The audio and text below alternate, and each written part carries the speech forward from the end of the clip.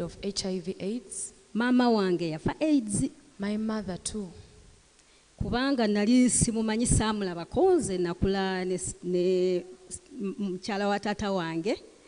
Because I didn't get to see my mother, I grew up with my Naye stepmother. bantwala okundaga mbeera na kifaananyi kye ndaba nti ono ye maama wange, nina ekifaananyi kye ninaye kye bampayo ne ye maama wo. Ne bandaga ne we bamuziika nti nno bamuziika awo. Saakula naye simumanyi.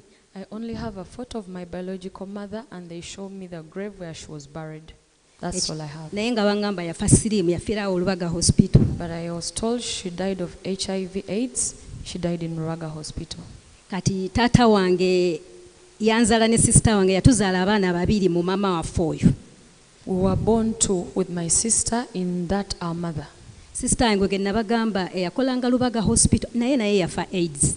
That my sister who used to work in Rubaga hospital, but she also passed on because of HIV/AIDS. Kino ekintu ndooza kyali generation kwegamba taatawo maamawo ne sisterwo gw'olina omu bw'ati era naye n'afa AIDS. Kati nange era nange nali ngenda kufa AIDS. Maybe it was a generational thing, HIV/AIDS all over the family. Maybe also me, I was destined to die of HIV/AIDS. Kyali kisa kya Katonda n'ansaasira. It was just by the grace of God that I was saved. Kati ekyo ne kikomaawo. Kati obujulizi buno bulina part 2. Obulamu buno butambudde butya ng'omaze okufiirwa omwami wo, otandise otya obulamu n'abaana bano kubanga nali sikola nga baŋŋaana okukola ndi Mothers Union ntuula waka. Hallelujah. So now that is the end of how I was healed of HIV/AIDS. But now we are going to see how now life after my husband has passed on because of HIV/AIDS with the children. Obulamu tebwali bwangu abooluganda. Life was not easy, brethren. Wadde nagamba kandokoke kanzire mu kyaki mwemba nkuliza abaana mwemba mbeera kubanga siina solution yonna. Even if I had made a decision that let me go to church, that's how I'm going to raise my children, I have no option. Kale bambi buli muntu yansekerera ab'omu kitundu w'embeera bonna abooluganda abafamire nga buli omu ansaasirira ng'agamba nti mu kusaasira bambi tusaasidde oyo alabye. So everyone laughed at me, everyone had pity on me, and they were saying they are sorry for me because they didn't know how I was going to cope up with life. Waliwo omulamu wange omu omukyala. There is my in-law. Naŋŋamba ŋŋenda kuyambako nkukwatireko abaana bano mbasasulire school fees. I'm going to help you with the school fees of these your children. Naye nga ŋŋenda kukikola kubanga ono mwannyinaze abadde mukwano gwange nnyo. But I'm only doing this because my brother was my friend. Ne neebaza Katonda ne ŋŋamba Mukama nga mulungi ezo school fees nziwonye n'antwala ne mu dduuka we yali akolera mu Kampala ku Loom Street.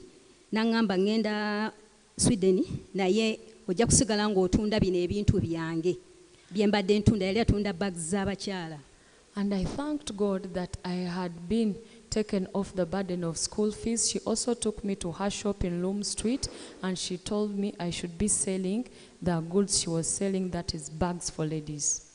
Nensanyuka nnyo naye bwe yagenda e Sweden yagenda nga agenza okukyala ate ne bamala ne bamuwa obutuuze kuba yalinayo brother we. I was very happy with the new job and the school fees burden is off. But when she left for Sweden, it's like she had gone to visit. Eventually, she became a citizen. Naŋŋamba nti nno sigenda kudda naye waliwo sister we omulala yali akolera mu Owino n'agamba sister we ajja agula ebintu bino goodwill nsigale ng'era nkole n'oyo. So she finally told me that she was not returning to Uganda, but there was another sister of hers or another in-law of mine to come and buy the entire shop, and then I remained still working for the other sister. Bannange tebyali byangu kati yabasasulirako katono nnyo omwaka gumu gwokka gwe yakikola. It wasn't easy. She was only faithful with her pledge of school fees for 1 year. Naŋŋamba nti munnange nkubuulireko taata waffe yafa tuli baana bato, maama waffe n'atoba naffe, naawe ekyamazima kiri nti toba n'abaana bo. So she told me the truth to my face. She told me our parents died when we were little and they struggled with us to raise us up. So even you, it is the same destiny for you. Kati gwe nasigala naye ate yampisa bubi nnyo nga tampa na kyamisana kyokka nva Ntebbe ngenda Kampala kukola nga tampa kakibe ekyemisana. So the other sister who I was working for now mistreated me. She didn't give me lunch and I was coming from Entebbe to go to Kampala and work. Ate ng'ekyemisana bwe kituuka nze ngenda ne njimugulira ne njimuleetera bw'amala okulya ne njoza byaliiriddemu nze nsuubula ne ntuula wali nga ntunula butunuzi nti. So during lunchtime I would go buy for her food. She eats. I wash the plate she has used. She has not given me food. Then I go buy what we are going to sell. That is the way life was. Obulamu ne butabeera bwangu nga tampa mu ssaala bane nga si byangu ate nga saagala ntuule waka. Life wasn't easy. She wasn't paying me my salary and I didn't want to sit home. So it was a hard life. Waliwo musumba bwe yajjanga mu Kampala ng'azze okubulira lunch hours mu City Complex nga kasita muwulira azze mu lunch hour oba fidodido bannaye nga nziruka emisinde ne ngendayo ne mugamba mpakuze bakufuuye ndyeko naye enjala enzita nga n'emimwa gikala n'amaliba gavaako ku mimwa. So there are times Pastor would come to Kampala to preach at City Complex. If I would hear that he has come, I would go and beg the love offering he has received. I need some money to go and buy something to eat. Even my lips were chipped dry. Kati waliwo omukyala mukwano gwange nasomako naye n'alyoka ng'abeera London n'aŋŋamba nti nno leeta nkuyambeko kano akaana akato ngende nkole ki ayina mwami we muzungu nga babeera awo bbunga n'aŋŋamba nkuyambeko kano akaana akato ne ŋŋamba Mukama nga mulungi gwakiri kantobe ne bana ababiri. So another lady came and told me, let me help you with this younger child of yours and then you take care of the other two. N'alyoka ŋŋamba oluvannyuma nti naye ntiddemu kaabeerayo omwezi nga gumu n'aŋŋamba ntiddemu okubeera n'akaana kano. Akaana ko kano kalabika kalwadde ka siriimu ajja kuba azannya n'abaana bange oluusi agwe nga bagudde kati ajja kumusiiga abaana bange. So now the lady who had taken the younger child after 1 month came back and told me, this child of yours might be HIV positive. One day she might be playing with my children, she falls or even infect them. So that one also was returned. Oyo naye ne mujjayo nali manyi mponye banyambyeko omusigaza babiri ate naye ne mujjayo. So now I was back to square one with my 3 children. Bane nga si byangu kati akakulu ne katuuka mu P7. Now the firstborn reached P7. Omulala ng'ali mu kyakutaano. The other one P5, the secondborn. Akalala nga kana akato ke najjayo eri nga nako bane nga si byangu n'omulundi n'ogumu. Now the other one who left Bunga was also young. Kati kali bwe kamala P7 ne kakola bulungi tekafuna first grade kafuna 13 aggregates ne bakawa ekifo Jinja College. So the one in P7 got 13 aggregate and he was admitted in Jinja College. Bannange nga siina sente zimutwala ku ssomero omwana oyo yagenda ku ssomero ng'abaana basigaza weeks 3 bawumule first term aba second. I didn't have money for school fees, so he reported for his senior one first term when they are left with 3 weeks to end the term. Era ye tebamuwa na bigezo ne bagamba kati ono agenda kukola kitamanyi na tasomye taamu yonna era ye teyakola na bigezo.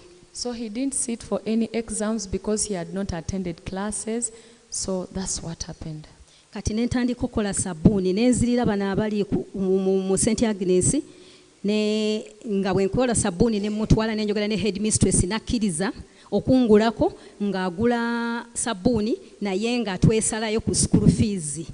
So I started making soap. So I would talk to the headmaster at St. Agnes, the headmistress at St. Agnes, and then when I sell them soap, we balance ourselves off with the school fees. Naye waliwo lumu nali Kampala ndi eyo ku mulimu ne bankubira essimu landlord nga atubanja ssente nnyingi ennyumba gye bandekamu yali ku Kitoro Road awo ne bankubira essimu nga landlord ampita.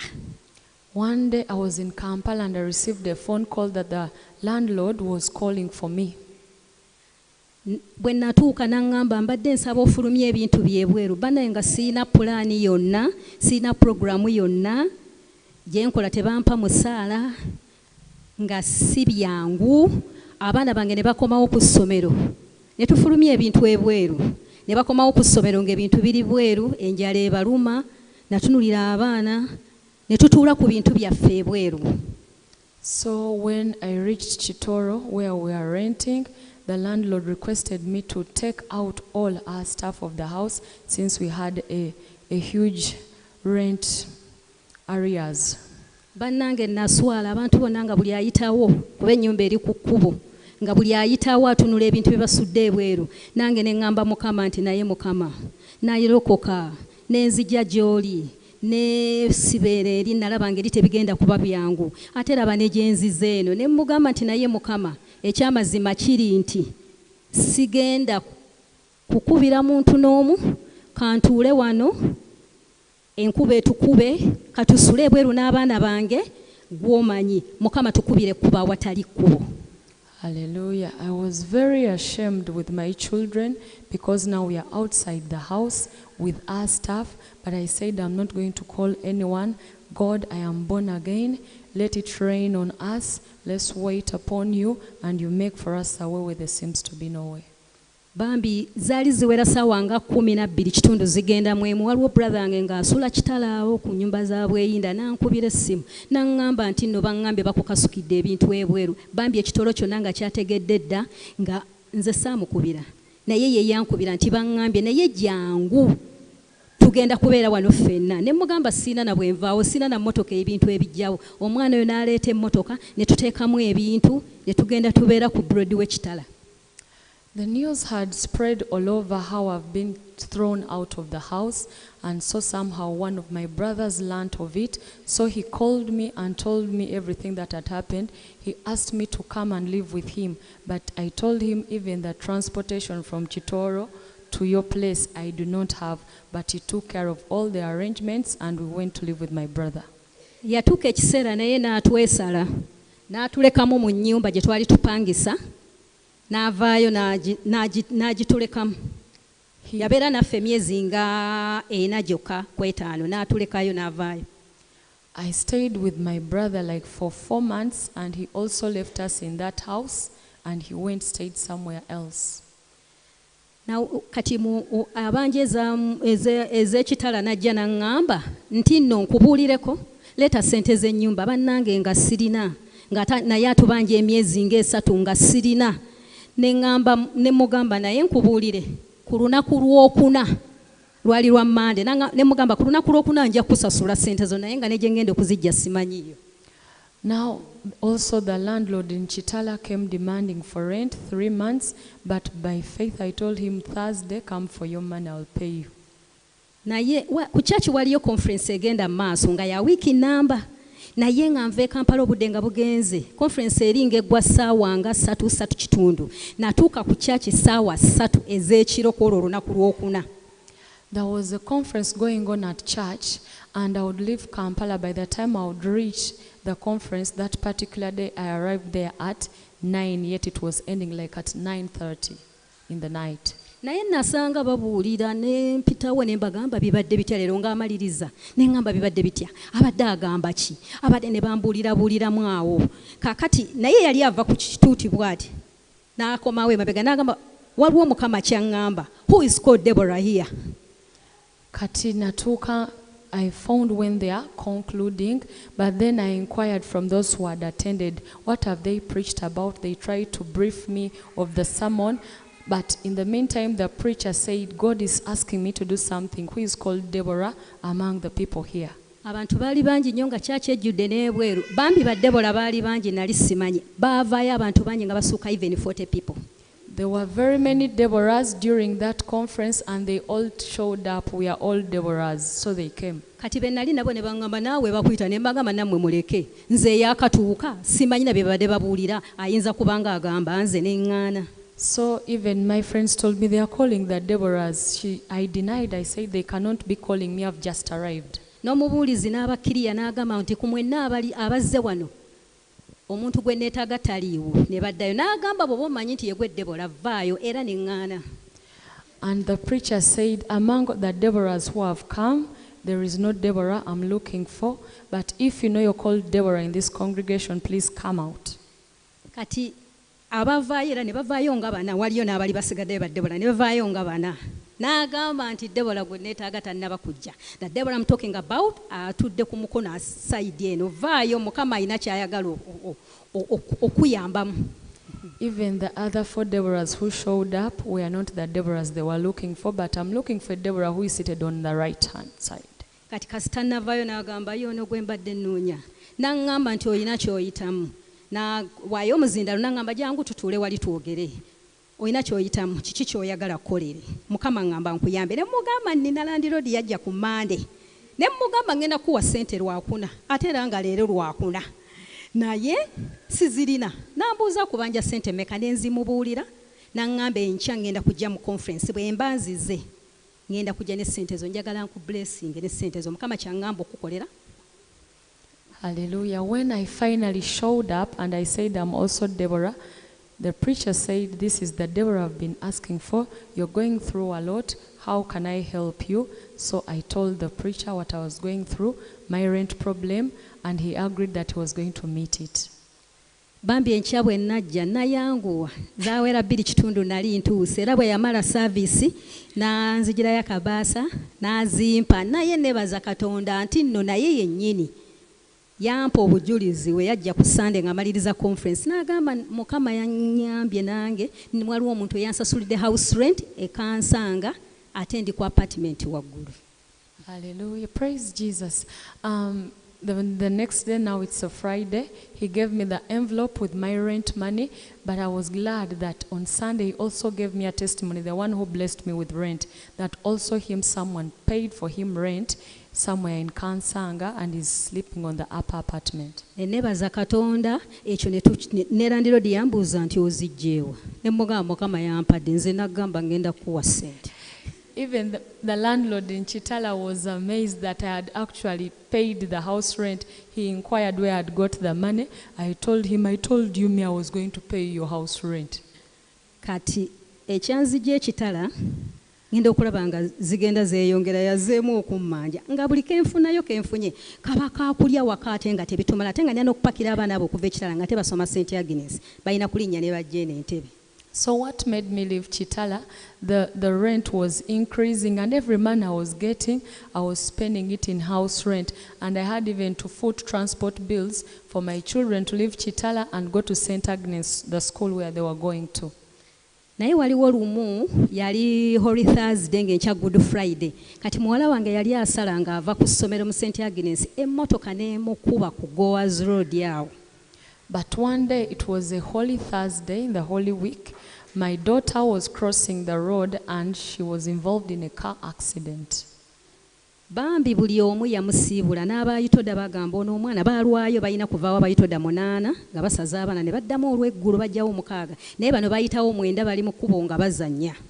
So these ones were playing. They normally escort them while they are crossing the road, but these ones they crossed during not the good time, so that she was involved in a car accident. Bambi n'aba boda abaaliwo n'eyamukoona yadduka.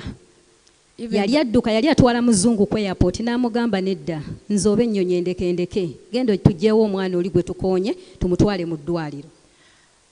The car that knocked my daughter, they were rushing to the airport, and the person they were taking to the airport said, even if I miss my flight, let's first take care of the other girl we have knocked and take her to hospital. Kati yamusuula mu grade B n'atwala omuzungu bwe yavaamu omutwala ngeri gye yali w'e Kampala n'adduka n'addayo n'agenda ku CPS ne yeeripotinga nti ndesenzi nkonye omwana naye musse ne bamugamba ddayo Entebbe gy'oddiza omusango nga tasobola kudda ne yeekweka.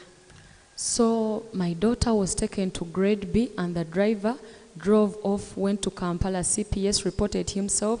When he was asked to return to the crime scene, he didn't show up. Actually, he ran. So that was the situation. Bannange wali we bakoonerawo nga battirawo nnyo abaana. Bankubira essimu ne baŋŋamba nga ndi mu Kampala zaali ssaawa 9 nga zigenda mu 10.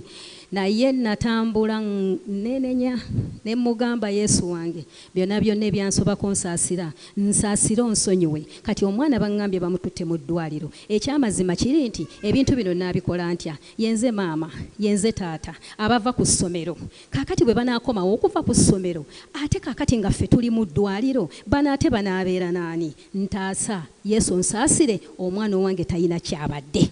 When I received the news of my daughter being involved in a car accident, I started praying and repenting before God. I told him my situation. I am the mother, I am the father. How will I take care of the two? Then go to hospital. May you please help me that my daughter, nothing has happened to him. Twajja mu kkubo waliwo omukyala mulamu wange nanvuga nandeeta ne tujja mu grade binze nga mmanyi yafudde ne maama eko okumugamba yali ku dduuka ali alina hardware mu kitoolo yeesiba n'anywera n'agamba ngenda kusanga mufu kanneesibe koleki nywere nga buli omu amanyi nti oyo omwana afudde.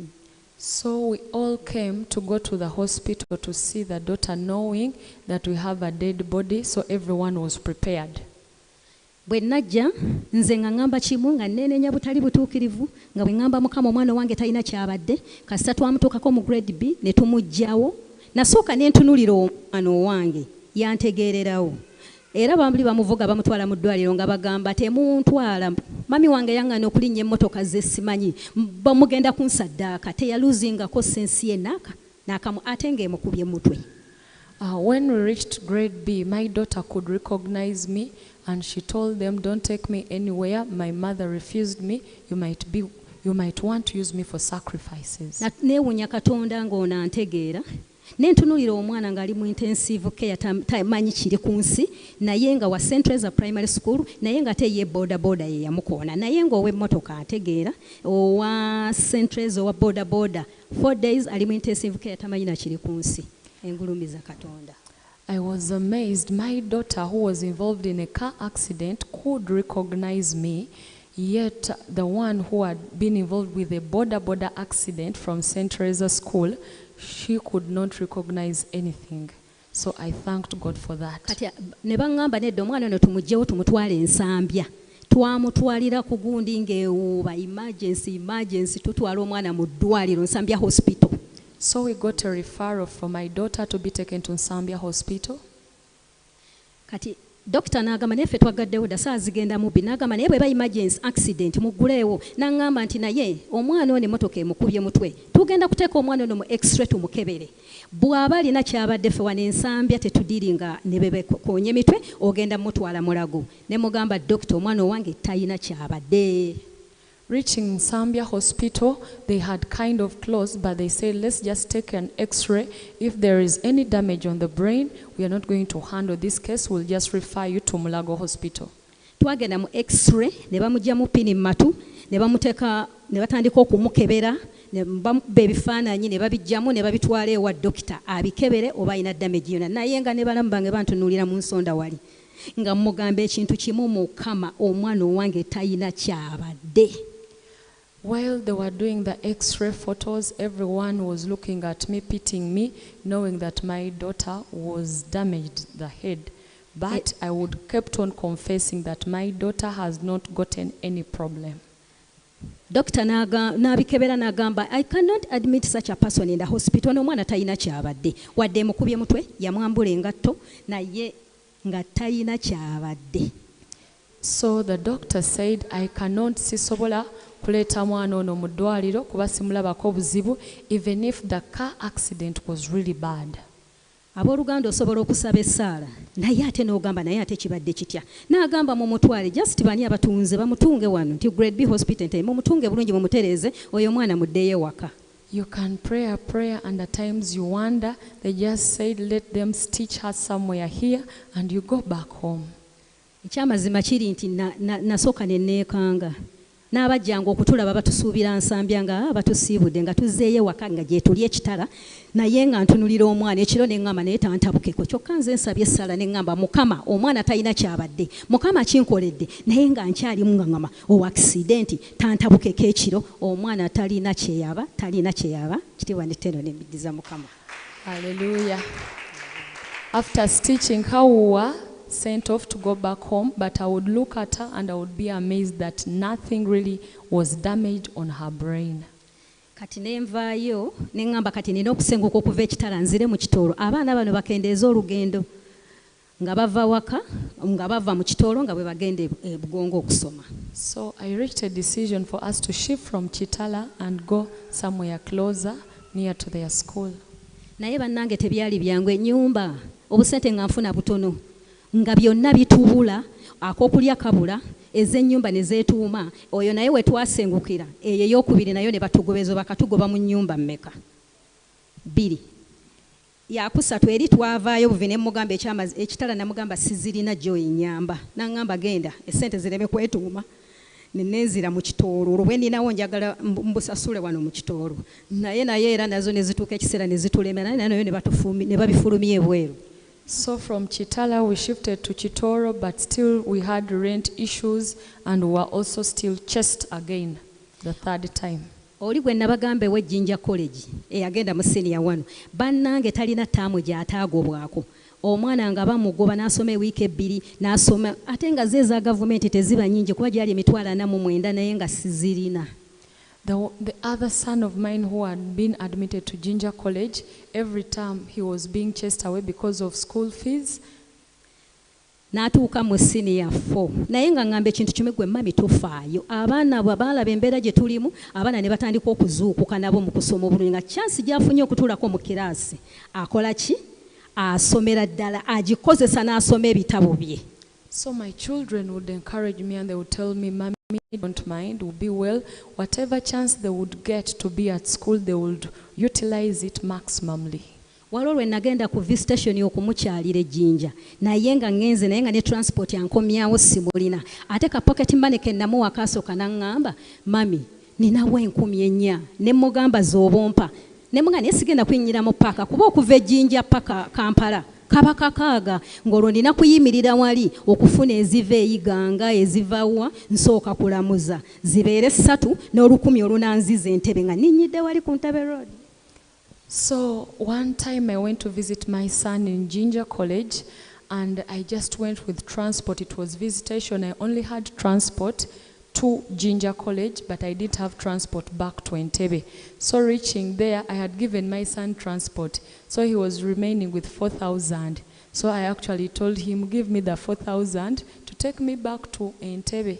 And even going back to Entebbe, it was 6,000. So I had to bargain for transport from those trucks drivers. Namulekera bwakulya ne ka pocket money ate ke yali alina ke yatereka nga yabimanyi ng'alyako kitono ke yali alina 10,000 nga ate nazo azimpadde oyo naleka talina wadde 10. So now I left visitation where I'm supposed to live eats with my son. I left when I've actually taken away even the money he had. And I had to come back to Entebbe. Naye nebaza Katonda nti yakola senior 4 nga si byangu. Waliwo ne lwe yankubira essimu n'aŋŋamba mami bagobye nga basi no wameka mitwalo 2. Naye nga bamugobye ne mugamba tovaayo ne nfuna mpolaawo. Tovaayo weekweke mu ttooyi. Ne yeekweka mu ttooyi y'essomero. Naye nga buli omu amanyi yagobeddwa naye nga yakimanyi ne mugamba nzija.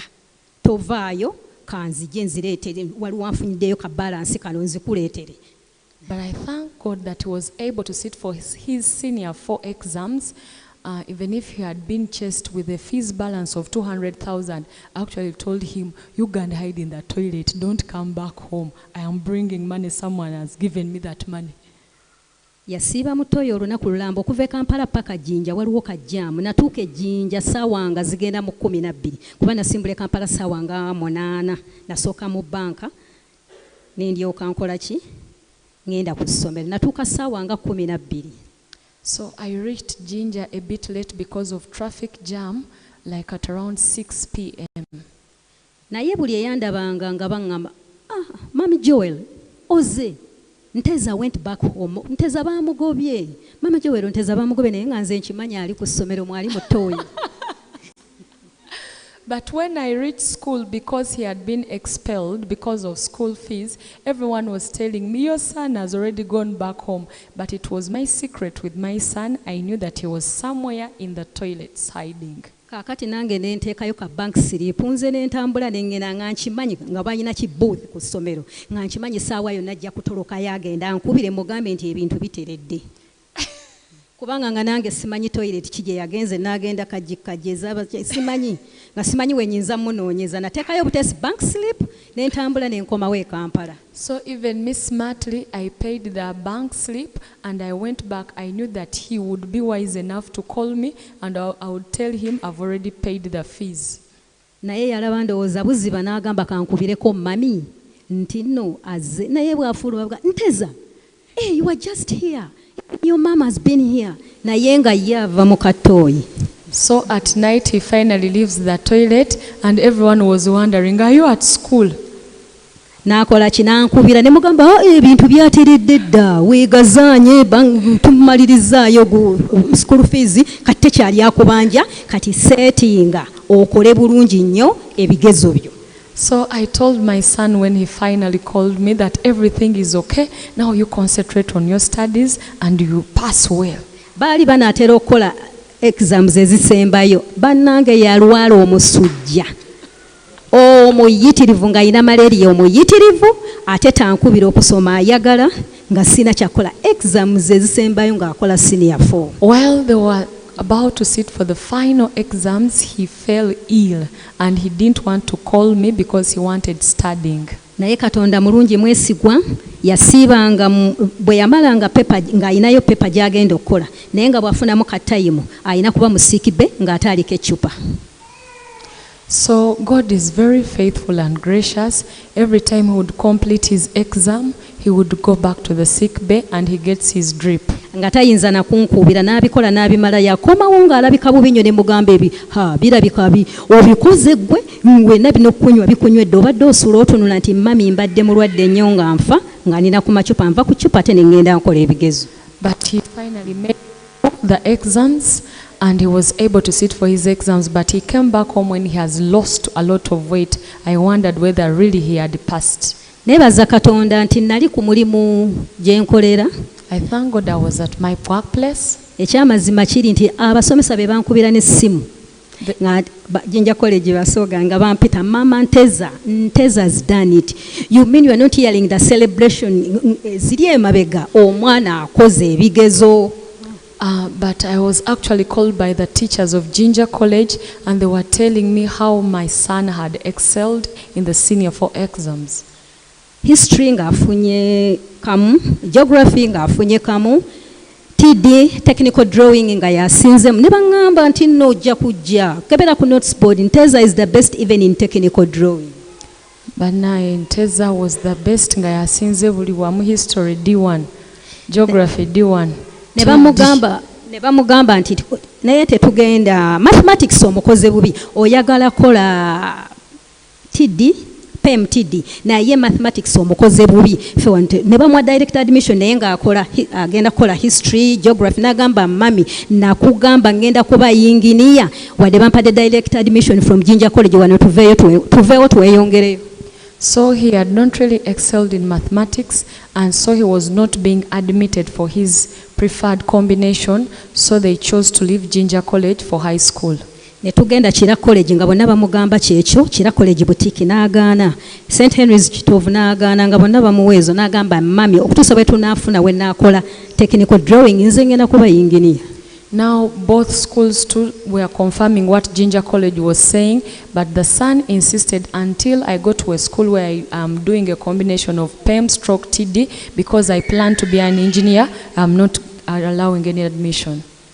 Ne tugenda Busoga College muiribo ne bamuwa ne bamugamba tukuwa on condition taamu egi singa mathematics ona akulema naffe tugenda kuwa subjects zine za arts ate zootoyagala. Manya ne mu St Agnes to get a 13 era yali mathematics n'abagamba mba promisinga Katonda nga bwali omulamu sirierabira ekyo Katonda nga bwali omulamu agenda kunnyamba ngenda kwesibanye ku mathematics ono kuba yampisaawo.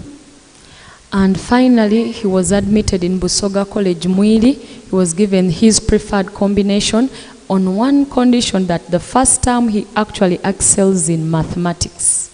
N'akola bulungi nnyo n'agenda ne mu senior 6 n'akola bulungi nnyo mathematics nga amukozeeko omukwano kuba tosobola kuba yinginiya nga tomanyi kubala ebizimbe bijja ggwa. So he finally excelled in mathematics because you cannot become an engineer when you're failing mathematics. Bannange n'avaayo n'agenda n'akola koosi ye n'agenda engineering in Kyambogo. Omwana is now an architecture. Engineering in architecture. Hallelujah. So he finally became an engineer. He went to Kyambogo College for his university. Today he is an architecture. Angamba gwe mami nagamba nga tofaayo. Nangamba mami ky'olina okumanya. Abantu bagambe nti nze sirina we nkola application ya mulimu. Companies zenzimpita kati mami raba MTN empita bano bampita. Ekyamazima kiri nti yangamba nze mami siyinza nagamba nti ngenda bweru nkoleyo ki. Emirimu njifuna naye through struggle n'asobola okukola ki okubeera nga awangudde. He's well off now. Hallelujah. Today Nteza is no longer struggling. He does not look for jobs on the streets of Kampala. They actually look for him. He's no longer struggling despite his background of struggling. N'amuddako bw'atyo. And even the follower too. Ye yabadde tannaba kumaliriza ate n'afuna chance n'agenda e Germany. Abantu ba applyinga mu Uganda abayitirivu mitwalo na mitwalo naye nga bajja bagisalako. Naye nebaza Katonda mu Uganda they took only 5 people, 2 boys, 3 girls. One of those 2 boys, it was my son. Hallelujah. Even the second born too is also successful. He has been admitted to work somewhere in Germany. There were few admissions, but my son was among those few admissions. N'omuwala ow'okusatu akato Mukama abadde mulungi mwesigwa nako kasomye naye tebyali byangu. Yatula n'omwaka mulamba enaali ensesi senior eri n'atula omwaka mulamba nga tasoma nga sirina sente. But even the last girl, the one who was chased away from Bunga, also that one has been able to complete her studies. She had even to spend a whole year without going to school because of the school fees issues. Yekyanga n'agamba nze sigenda kuddayo mami na emboko batukuba nnyo ku ssomero kati ate nziremu omwaka mulamba nga amisinze paper age physics practical nga tekomyewo naye ng'ebirala byonna bikomyewo ate ng'akoze bulungi naye nga talina physics practical ne bagamba alina kuddamu senior 4. So she was actually told to repeat senior 4 because one of her papers was not, the results did not come back, and she said, I'm not going back to senior 4. Ne tumugira mpola n'addamu n'asoma n'agenda naye waliwo olunaku lw'esseerabira ennaalya. Omwana oyo yali ennaalya nga bammanja ssente empitirivu nga bammanja ssente nga zisuuka ne mu miliyoni 2 naye nga tebamugoba. Kaakati lumu ne ngendayo ne mbabuuza nti Faith na Rumansi balance we ne bagamba naye nga tukebera mu records oyo omwana ali ku 0 balance.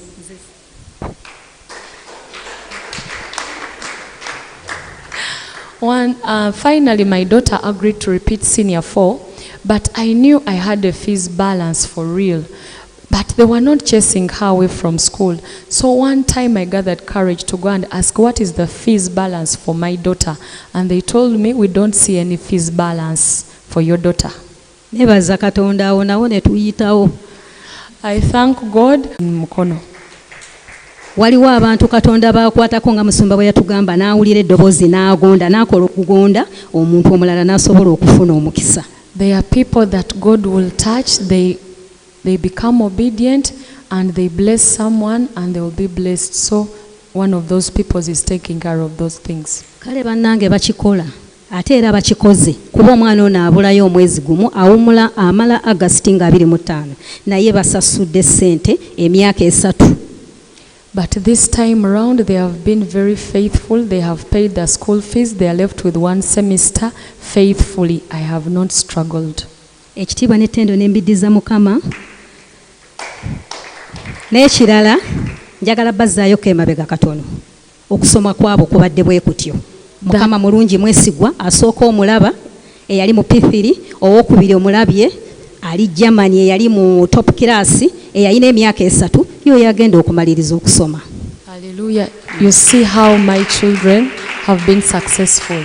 Ekirala nebaza Katonda nti twayita mu bulamu nga si bwangu nga ebyokulya bya bbula nga tetulina byakulya naye nga ne bwemboleeta tebutumala. I thank God, apart from the school fees, even food to eat would not get satisfied.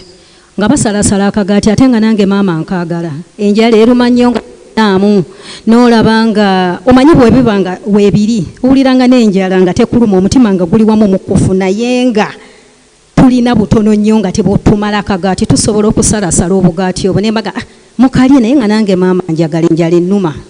So while the children were sharing the little bread we had in the house, they would be chewing it when I also want part of the bread. Nengamba Mukama Katonda wange tuyamba otusaasire otuwonye enjala eno nga olunaku lukya nga bwe bwakedde nga temulina kyakulya n'ensalawo ntambule ngende nakiwogo ku mwalo omwalo ogwo akatale kaba ka Lwakubiri nenkwata akaveera nga abisuubirayo agenda ku shopping nga abasuubuzi bagenda okwegulira ku bintu naye nga nze ngeze bironda mu kuba ebigudde. So to the extent that I would go to Nachiwogo, the landing site, when I've gone to pick up kulonda ebyenyanja good nga ngenze kulonda bye basudde mu kubo obupikipiki buyitamu obusudde ku bintu amatooka agagudde amanda olusabadde atwala nsawo y'amanda nga mulimu agagudde ng'ate nno ngalondera ddala n'amatooke n'engalonda oba tulonze muwogo oli nze nga siswala nga nkalondawo akawogo. Every Tuesday I would go to Nachiwogo landing site because it was the market day, and I would go there purposely to pick up charcoal, fish, any foodstuffs that have fallen while the boda men are riding. You know those things that fall. Naye ngambifuna bwe nfunyeyo nga bwebo nga ngenda neŋŋamba naye Mukama Katonda wange mbadde nkusaba onnyambe banange nga n'okukankana olaba okankana enjala ekkankanya n'olaba nga n'okukankana okankana. But through it all, I kept on praying unto God. I was even shaking out because of the hunger. Nina essala gye nasaba waliwo abantu babiri naye nakati ne bwe mbajjukiza nabo baseka ne bagamba ekyamazima jjukira essala gye wasaba n'agamba Mukama nti Mukama Katonda wange mbadde nkusaba onnyambe ompeeyo omulimu mu woteeri ndye ku mmere nzikute. One day I actually made a prayer, God kindly get me a job in a hotel that I may be able to eat food and I get satisfied.